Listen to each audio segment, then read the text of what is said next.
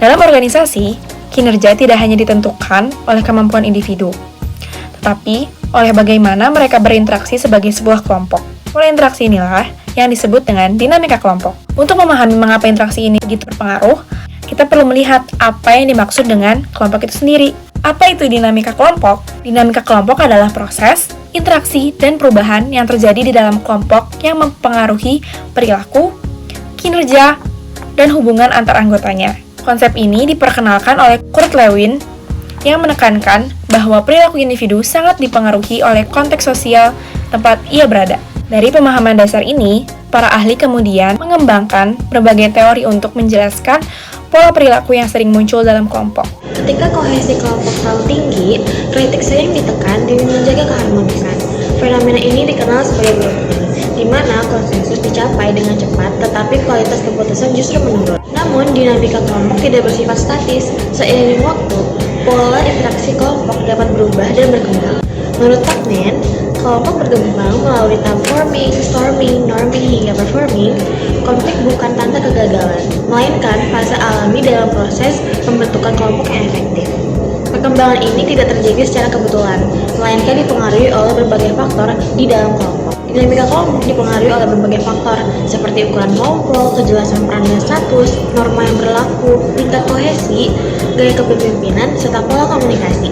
Kombinasi faktor ini menentukan apakah kelompok menjadi efektif atau justru disfungsional. Pengaruh faktor-faktor tersebut dapat terlihat secara nyata dalam praktik organisasi, salah satunya melalui studi kasus berikut. Dinamika kelompok dalam organisasi besar juga dapat dilihat dari kejadian nyata yang terjadi di perusahaan global seperti Boeing.